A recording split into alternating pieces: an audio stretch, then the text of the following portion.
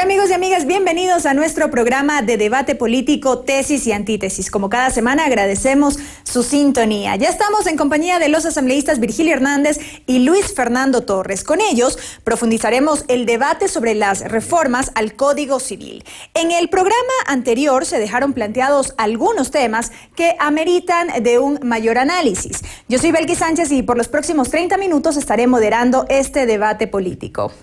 Recuerden que Tesis y Antítesis llega a ustedes gracias a la señal abierta de la televisión legislativa en los canales 42 en Quito, 22 en Guayaquil, 27 en la ciudad de Cuenca, también por la radio de la Asamblea Nacional. Además, nos pueden seguir por la web a través de envivo.asambleanacional.gov.es.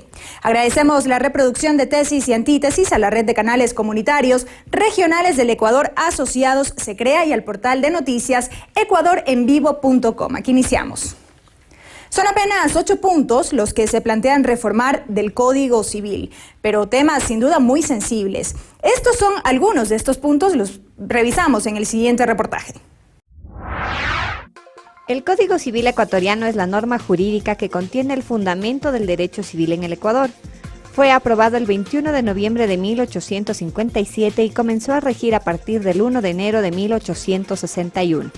Desde su creación ha sido objeto de varias codificaciones oficiales, las últimas más importantes de 1970 y en el 2005. Actualmente la Comisión de Justicia y Estructura del Estado está enfocada en las siguientes reformas. Determinar la edad mínima para el matrimonio, definir la unión de hecho, desarrollar la institución del divorcio, identificar las causas de nulidad del matrimonio y las del divorcio, homologar sentencias de divorcios resueltas en el exterior, legislar sobre la filiación basándose en la aplicación de técnicas científicas como el ADN, regular correctamente el derecho a la identidad, regular la administración ordinaria de la sociedad conyugal y la sociedad de bienes. Causales de divorcio. Una mujer o un hombre se podrán divorciar inmediatamente por una infidelidad o si su cónyuge es sentenciado por algún delito a 10 años de prisión. Actualmente, si alguien es abandonado por el cónyuge, tiene que esperar 1 año para plantear la demanda de divorcio, y el que abandona, 2 años. En la comisión se acordó disminuir el tiempo a 6 meses para ambos casos. Administración de la sociedad conyugal. Se plantea que ésta será administrada por quienes sean las partes contrayentes, hombre y mujer, y no como ahora que se entiende que es del esposo. Esta reforma se enmarca en la igualdad de género. No obstante, si venden un bien o contraen una deuda, igual requerirán la firma del cónyuge. Menos tiempo en divorcios de mutuo acuerdo. En los procesos de divorcio por mutuo acuerdo, cuando se plantea la demanda, el juez da un plazo de 60 días para convocar la audiencia. La reforma plantea que en 10 días el juez deberá señalar la fecha. La razón de esos 60 días era por si la pareja se reconcilia o retracta. Pero según datos de la Comisión de Justicia, el 95% de las demandas de divorcio por mutuo acuerdo continúan el proceso. Y bien, con estos antecedentes iniciamos con usted, asambleísta Hernández. En el programa anterior usted planteó el divorcio sin causales. Les cuento que hemos recibido algunos comentarios a favor y en contra de su propuesta.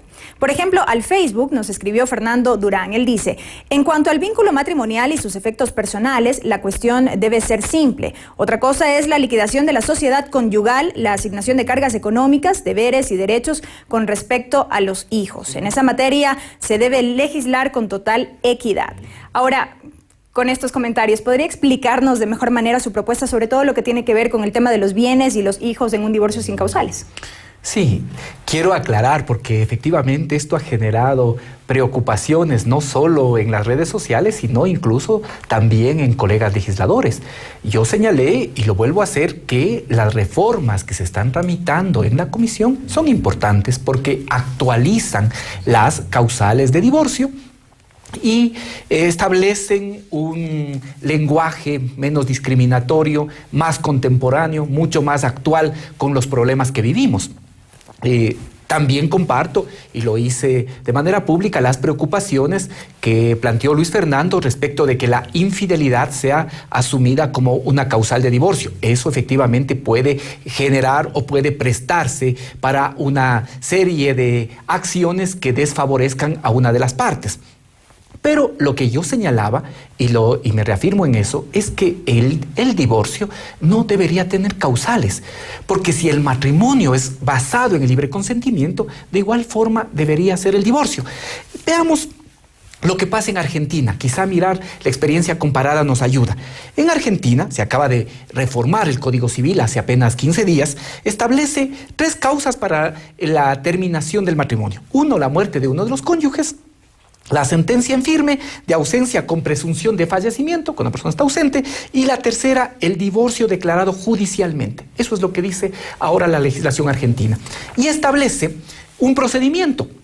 Ese procedimiento, que es básicamente lo que se establece, que puedan ponerse de acuerdo, que sería parecido a nuestro divorcio por mutuo consentimiento, o de lo contrario, la persona que propone establece una propuesta de solución respecto del tema de bienes, respecto del tema de hijos, en general de los temas de la sociedad conyugal.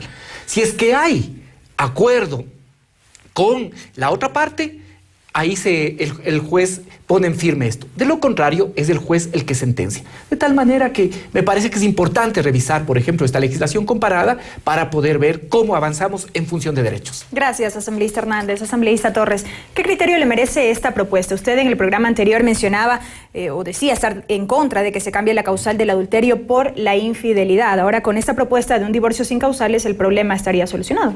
Bueno, depende cómo se vea al matrimonio. Si el matrimonio es un simple convenio, probablemente se pueda justificar, como lo hace Virgilio, un divorcio sin causales. Pero si el matrimonio es un contrato solemne, resulta que no puede terminarse unilateralmente sin consecuencia alguna. Inclusive, en cualquier contrato, no puede uno terminar unilateralmente a menos que reconozca el pago, por ejemplo, de indemnizaciones. De tal modo que no puede ser tan fácil, porque está de por medio la familia, está otra parte que ha actuado de buena fe, y en muchos casos están de por medio también hijos y adicionalmente bienes. La discusión que está al momento desarrollándose en la Asamblea nos lleva a reflexionar sobre las causales. Y hay algunos cambios interesantes. Ya no hablamos del primero, esto es incorporar la infidelidad en lugar del adulterio, porque ese tema sí parece descabellado. Pero hay otros que de alguna manera mejoran hasta cierto punto la redacción. Antiguamente se hablaba de la sevicia.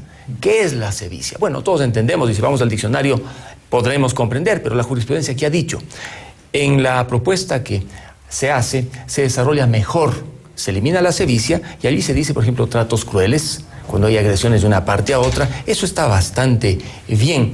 En el evento, por ejemplo, de aquella persona que iba a la cárcel, antes bastaba la sentencia condenándole a una persona a reclusión mayor. En la nueva disposición se establece simplemente que haya la sentencia correspondiente, con lo cual ya se podría generar, si la sentencia es mayor a 10 años, el divorcio por parte de la persona que acompaña, sea el hombre o la mujer que ha sido encarcelado. En este tema, en todo caso, el debate está abierto. Hay concepciones de un lado, de otro lado, pero lo importante es que no se le vea al divorcio como un instrumento tan fácil cuando las dos partes no están de acuerdo. Gracias, asambleísta Torres. Asambleísta Hernández. Sí, yo he reconocido que la propuesta que en este momento discute la comisión mejora lo que en este momento existe. Ya Luis Fernando ha señalado algunos aspectos. A mí me parece que un elemento importante, por ejemplo, que se incluye es el que no sea una causal de divorcio, el que el cónyuge padezca una enfermedad grave o contagiosa, porque esta está considerada como una causal para el divorcio. Me parece que eso, por ejemplo, está bien que se elimine. Hay avances, sin duda, hay avances. Pero precisamente lo que hay que mirar es que más allá de un contrato que siempre remite básicamente al tema de voluntad, hay también unas consecuencias, como bien se ha dicho, del matrimonio. Por ejemplo, el tema de los hijos. Y si es que hay un divorcio por causales, que generalmente puede ser traumático, esos hijos también van a ver que hay una parte que es responsable, que es culpable, que es acusada por la otra. Y esas partes son nada más y nada menos que su papá y su mamá. Por eso creo yo que deberíamos hacer el esfuerzo de mirar en general todo lo que tiene que ver con el derecho de familia. Creo yo que en la legislación ecuatoriana es ya anacrónica. Me parece que deberíamos hacer un esfuerzo mayor para poder contemporizar tanto estas normas, las que tienen relación con el divorcio, pero también otras, todas las que tienen que ver, decía, por ejemplo, con el tema de la adopción, son necesarios y se deben revisar. Es necesario realizar ajustes en este momento de nuestra legislación. Gracias, asambleísta Hernández. Asambleísta Torres. En el fondo, creo que debemos simplificar las causales. Ha habido una evolución histórica desde el primer Código Civil que se incorporó a la legislación ecuatoriana, heredero de la legislación chilena y, por supuesto, la legislación chilena inspirada en la legislación francesa y esa, pues, inspirada en otras legislaciones anteriores europeas. Simplificar, para que sea más simple, sabiendo, como dice Virgilio, que en el divorcio por causales hay una verdadera guerra judicial, y no solamente de las partes, sino de los abogados, que el uno tiene que probar, muchas veces causales casi imposibles de probar, teniendo de por medio a los hijos y a la familia. Ese tema es sumamente doloroso, y creo que si pudiéramos ahorrarnos ese trámite, creo que la contribución de la Asamblea debería ser determinante. Por ello, una simplificación de las causales, más claridad, me parece que sería uno de los mayores aportes que podemos hacer los legisladores. Con los errores, salvando los errores que ha cometido básicamente la persona o las personas que han propuesto la reforma en cuanto a las causales, como la infidelidad, por ejemplo, las otras en algo mejoran. El tema, por ejemplo, de que ya no pueda divorciarse la persona, el cónyuge sano, porque el otro está enfermo con una enfermedad contagiosa, me parece que lleva de por medio también un sentimiento de solidaridad, porque resulta muy difícil que en esos casos pueda divorciarse, aunque la norma anterior hablaba de enfermedad contagiosa. ¿Cuáles son las enfermedades contagiosas? Grave o contagiosa. 30 segundos. Que antes, o digamos ahora, porque todavía no está reformado el código, permitían entablar una acción de divorcio. Eso se elimina, que sería un tema para discutir, pensando pues básicamente en la solidaridad que puede existir entre una pareja. En todo caso, no debemos olvidar a la Constitución, y el artículo 67, en concordancia con el 68 y el 69, marcan la pauta constitucional de cómo tiene que concebirse a la familia. La familia es una célula fundamental de la sociedad según esta Constitución. El matrimonio solamente puede celebrarse entre un hombre y una mujer. La unión de hecho no tiene esa denominación, pero se entiende que es igual. Y básicamente el régimen de los bienes, también descrito en el artículo 68. Gracias, asambleísta Torres. Amigos, es momento de una primera pausa aquí en Tesis y Antítesis. No se vayan. Seguimos profundizando esta propuesta de reformas al Código Civil. Regresamos.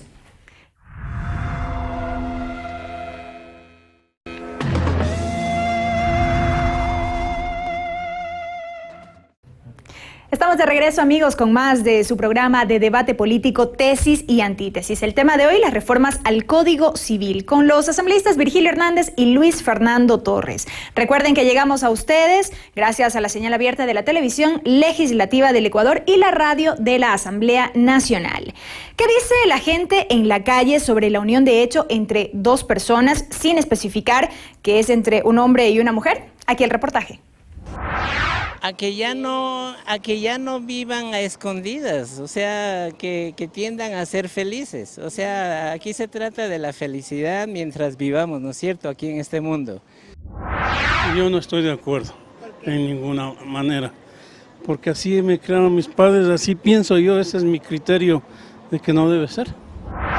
No, Dios nos ha creado hombre y mujer. Mi opinión a mí me parece muy bien, porque yo creo que el amor no es independiente de solo hombre y mujer o así como dice supuestamente la Biblia.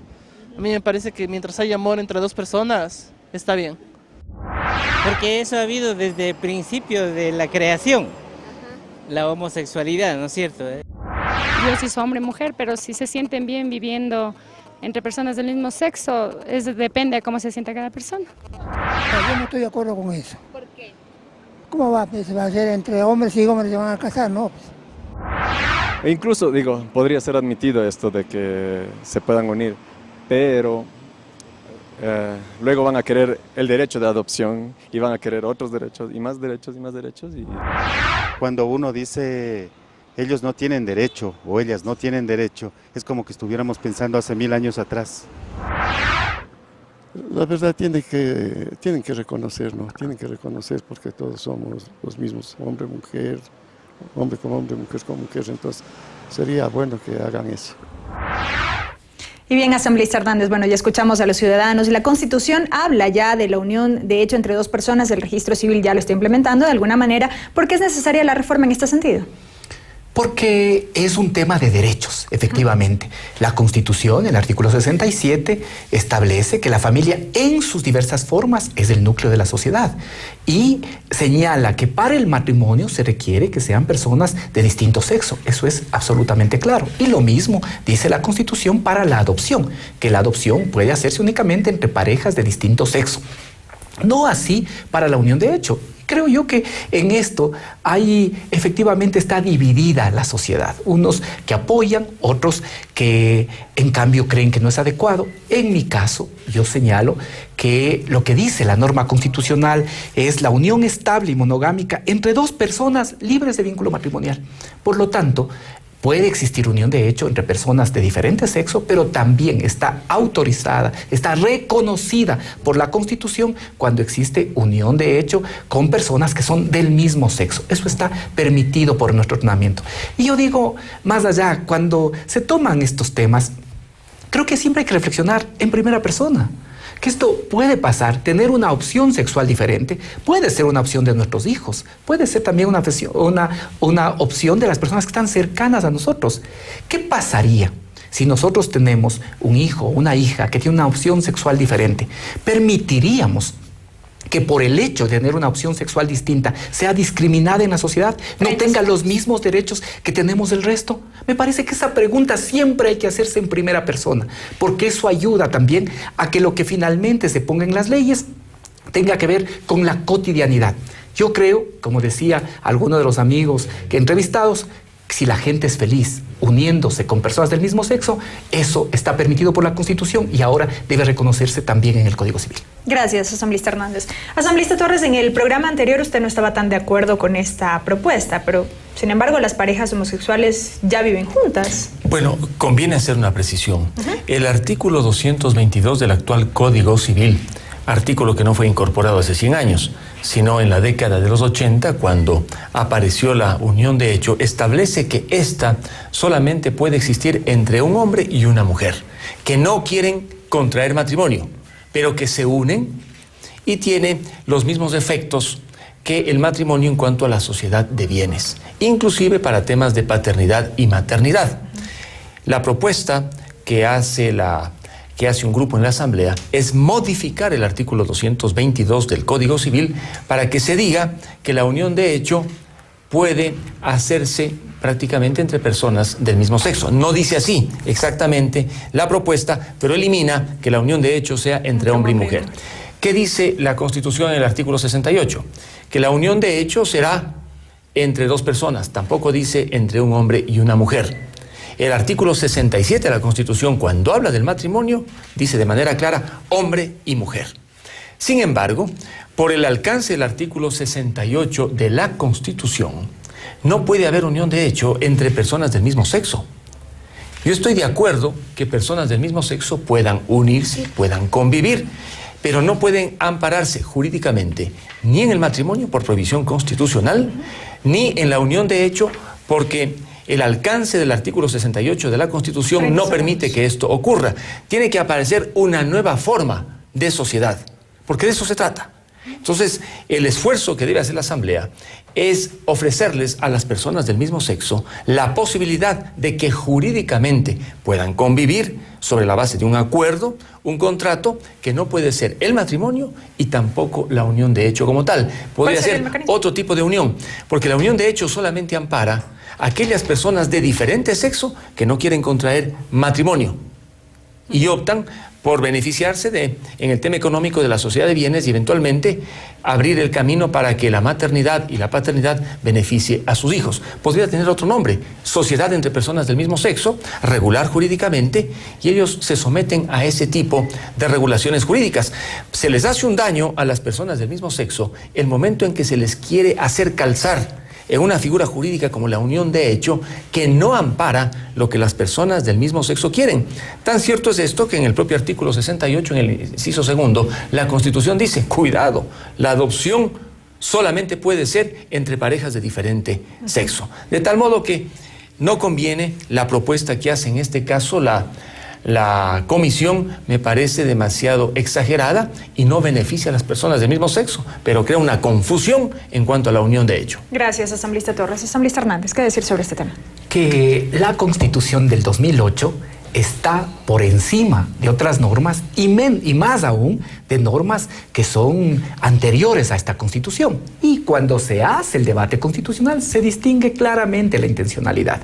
Hay la posibilidad del matrimonio y el matrimonio es entre personas de diferente sexo. Pero cuando se habla de la unión de hecho, ya en la Constitución de Montecristi se piensa en que esta unión puede ser entre personas de diferente sexo, pero también del mismo sexo, que quieren unirse, que quieren vivir juntas, que quieren hacer una vida en común. Por lo tanto, lo que se está haciendo ahora es apenas planteando que en el Código Civil se reconozca lo que ya está y lo que ya consta en la Constitución, en el artículo 68.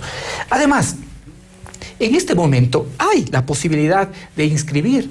Y por esta serie de atavismos, creo yo, también es que muchas uniones de hecho no son inscritas. 103 me dicen que hay uniones de hecho registradas a nivel nacional y apenas 13 uniones de hecho de parejas homosexuales que están registradas. Creo yo que en esto debemos legislar en función de los tiempos, en función de las realidades, en función de que esto tiene que ver con derechos de las personas que no tienen por qué ser discriminadas. Y sobre ello también hay sentencias incluso de la Corte Interamericana que no puede establecer discriminación. Y nuestra Constitución es absolutamente clara. El artículo 11 señala que no puede haber discriminación por ninguna condición ni por ninguna razón. Pero aún viabilizándose esta reforma en este sentido, las parejas del mismo sexo no gozarían del beneficio, por ejemplo, de adopción de los hijos. ¿Y ahí no sería discriminatorio? Mire, estos temas hay que seguirlos conversando, ¿no? Miren ustedes que tenemos judicialmente, y hay una sentencia en el que se establece una orden judicial, sentencia del Ecuador del año 2010, de cambio de sexo en la cédula. Sin embargo, respecto de la adopción es muy clara la norma constitucional. Incluso ahora que se está discutiendo la posibilidad de inscribir el cambio de género, sin embargo, esto no altera la partida de nacimiento en la que consta el sexo biológico. Y la norma constitucional señala que la adopción solo puede corresponder a personas y a parejas de diferente sexo. Pero entre las familias, entre las personas que están en unión de hecho y que son del mismo sexo, también generan una serie de vínculos que, por ejemplo, si llega a faltar uno, generan complicaciones. Por eso es necesario que se reconozca bajo el estatus de la unión de hecho y eso además se establezca como un estado civil. Gracias, asambleísta Hernández. Asambleísta Torres. Bueno, esa reflexión que hace Virgilio indudablemente nos lleva a reflexionar sobre el camino, sobre la situación de la discriminación. No se trata aquí de discriminar. Hay prohibición constitucional y, por supuesto, una prohibición ética y moral. No se puede discriminar a las personas del mismo sexo que deciden, por ejemplo, unirse. Pero no se les hace ningún favor utilizando la unión de hecho para legalizar esas uniones. Cónyuges son aquellos que se unen siendo el uno y el otro de diferente sexo. No puede hablarse de una relación conyugal entre personas del mismo sexo y tampoco de sociedad conyugal. Y resulta que la unión de hecho da lugar a una sociedad de bienes y a una sociedad conyugal. Si solo diera lugar a una sociedad de bienes, no habría problema, porque dos personas se unen, ese es un contrato de sociedad, y dan lugar a la sociedad de bienes en los términos que pacten. Por ello yo creo que debemos ser más imaginativos, Virgilio, y encontrar otro camino que permita que las personas del mismo sexo puedan efectivamente crear su sociedad de bienes, tener ciertos deberes de convivencia, pero no puede ser el matrimonio por expresa prohibición constitucional y tampoco podría ser la unión de hecho, porque el artículo 68, tal como está redactado, no deja márgenes para que eso ocurra. Inclusive, lo que ha venido sucediendo y que tú mencionas en el sentido de que hay pocas inscripciones, que hay problemas, pues se debe precisamente a que no todos pueden apreciar el verdadero alcance del artículo 68 de la Constitución. Yo creo que, lejos de mí, lejos de cualquiera otro, el discriminar, pero no se puede equiparar cónyuges, hombre y mujer. Las personas del mismo sexo pueden ser pareja, pero no son cónyuges. Y la unión de hecho convierte también en cónyuges a aquellos que se unen libres de vínculo matrimonial. Gracias, asambleísta Torres. Amigos, nos vamos a una nueva pausa. No se vayan, porque al regresar estaremos ya con el bloque final de tesis y antítesis. Regresamos.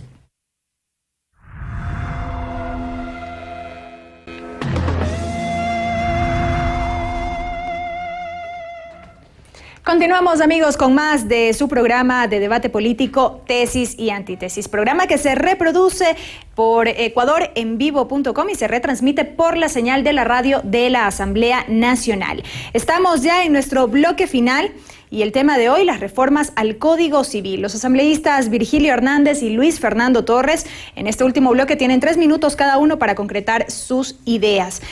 Asambleísta Hernández, hay otro punto también que se analiza dentro de estas reformas. En el Código se plantea que las pruebas de ADN sirvan para reconocer la maternidad y paternidad. ¿Moderniza la ley y simplifica el trámite esta propuesta? Creo que sí. Ahora tenemos una serie de cuentas de establecer algunas normas que se establecen, que se plantean en el Código Civil para determinar la paternidad. Creo que ahora con la prueba del ADN se establece o se recurre a métodos científicos para poder determinar la paternidad. Sin embargo, yo había señalado en el programa anterior que aún es incompleta, que por ejemplo no consta y no se legisla, no se regula, a pesar de que en el Ecuador está permitido, todo lo que tiene que ver con las técnicas de reproducción asistida. Y sin haber leído la semana anterior, ahora sí he podido hacer las opiniones de Farid Simon, por ejemplo, que aquí se decía que él veía algunos reparos. Él lo que dice es que puede ser correcta, compatible con los derechos y los medios científicos disponibles, pero que no es suficiente. Y yo comparto ese criterio. No es suficiente, porque deja, por ejemplo, de lado todos los temas que tienen que ver con la reproducción asistida. Este jurista ecuatoriano dice que, por ejemplo, ahora se puede hablar de una paternidad que es legal, que es genética y que es social. Y que en el caso de la maternidad, esta maternidad puede ser legal, genética, gestante y social. Y nos pone de cara a temas absolutamente humanos. Por ejemplo, se requieren cambios en la normativa que nos permita mirar qué pasa ahora con este tema que parecía invariable, que no se iba a poder modificar nunca. El hecho de que una madre da a luz cuando no aportó el óvulo. O en el caso, por ejemplo, de un padre que tiene problemas de fertilidad y por lo tanto acude a un banco de semen. ¿Qué pasa en esos casos? ¿Cómo logramos que no se afecten derechos? Por lo tanto, no hay que dejar de mirar también estas particularidades que son propias de la sociedad contemporánea. De tal manera que si está bien lo del ADN, eso nos permite establecer nuevas reglas para poder determinar la paternidad, pero es insuficiente y habría que mirar estos otros problemas. Creo yo que hay otros también que deben mirarse en la reforma del Código Civil. El tema de la adopción, yo insisto que es un tema que no está suficientemente tratado. En este momento, en general, tenemos normas bastante arcaicas respecto del derecho de familia, pero si uno revisa las normas del Código Civil y las normas del Código de la Niñez, va a encontrar que tienen disposiciones contradictorias. Si bien el propio Código establece que prevalece la legislación especial, pero hay normas en el Código Civil que son diferentes respecto de los requisitos, respecto de la condición, respecto de la edad con la que se puede adoptar. Y yo vuelvo a insistir, creo que habría que pensar en el mecanismo a través del cual, cuando hay familias recompuestas, y sobre todo el padre o la madre biológicos no cumplen adecuadamente su papel, también creo yo que habría que permitirse judicialmente que esa familia recompuesta pueda adoptar a la totalidad de los hijos, cuando no existe por parte del padre o la madre biológicos, no existen el cumplimiento de su responsabilidad. Creo yo que en esos casos también habría que pensar, por ejemplo, en la figura de la adopción. Me parece que sobre esto hay que seguir discutiendo, debatiendo, pero es un tema sin duda importante porque tiene que ver con los derechos de las personas. Gracias, asambleísta Hernández. Asambleísta Torres, respecto de las pruebas de ADN, usted en el programa anterior citaba que no era el mejor mecanismo para las pruebas de paternidad y maternidad. ¿Por qué? Bueno, no, es indudablemente, por ahora, uno de los instrumentos científicos o mecanismos que están fuera de toda duda. Lo que yo cuestionaba era la forma como se ha redactado en los diversos artículos de la reforma la utilización del ADN. Algunos temas sobre este asunto. En primer lugar, ya es imprescriptible la acción de paternidad, así como lo es también la de maternidad. Actualmente prescriben en 10 años. Existe una sentencia de la Corte Constitucional sobre el derecho a la identidad que de una u otra manera abrió la puerta para que esa prescripción de 10 años no se aplicara. Sin embargo, el hecho de que se diga que serán imprescriptibles las acciones de paternidad y maternidad pueden generar conflictos de nunca acabar. Cuando veamos que alguien quiere que se saquen huesos del ataúd, pasados algunos años, para ver si era padre o madre de una persona. Primer tema. Segundo, en la reforma se señala que si la jueza ordena la prueba del ADN y la persona no se hace, se presume ya la paternidad o maternidad, sin lugar a discusión. Y el otro tema que yo de alguna manera considero que no se encuentra debidamente redactado es el que dice que la única manera de impugnar la paternidad es el ADN. Bueno, ¿qué pasa, como señalaba Virgilio, con aquellos que no son hijos de sangre, sino aquellos que son hijos por adopción, o aquellos que finalmente resultan hijos bajo alguna de las otras fórmulas que en el Ecuador todavía no se aplica, pero sí en otros países? ¿Cómo se va a impugnar en el caso del adoptado? El ADN no sirve para nada en ese caso, porque él es hijo, ella es hija, él es padre, ella es madre, por un tema legal. De tal modo que esa redacción del artículo 26 del proyecto, a mi modo de ver, debería modificarse, porque va a generar algunos problemas indudablemente graves. Y luego hay otros relacionados con los herederos, que aquellos que son hijos de sangre podrían impugnar el derecho a heredar de aquellos que no son hijos, indudablemente por razones genéticas. Y eso es injusto, porque como hemos visto puede haber hijos por adopción que no son necesariamente hijos por filiación genética, que quedarían de alguna manera desprotegidos dentro de un conflicto. En este punto es importante que legislemos de acuerdo con los tiempos, que nos modernicemos, pero tiene que ser tan precisa la redacción para no destruir aquello que de alguna manera ahora ayuda a determinar las filiaciones, y a la larga no dejemos en la desprotección a muchas personas que no necesariamente están vinculados por razones genéticas, sino por razones de índole legal. Todo el derecho sucesorio y de adopción tiene que, por ejemplo, revisarse. Así es, pero manteniendo las instituciones fundamentales, pero en este caso yo creo que hay algunos errores de redacción. Es cuestión de precisar. Gracias, asambleísta Torres, asambleísta Hernández.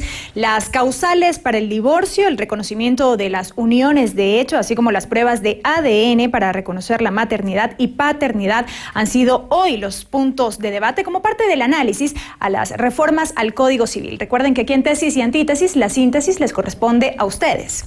El video de este debate lo pueden encontrar en nuestro canal de YouTube y en la página de Facebook del programa Tesis y Antítesis. Este programa se reproduce por la señal de la radio de la Asamblea Nacional los lunes a partir de las 8 de la mañana. Agradecemos, como siempre, la reproducción de este programa a la red de canales comunitarios regionales del Ecuador asociados, Se Crea, y al portal de noticias ecuadorenvivo.com. Hasta la próxima semana.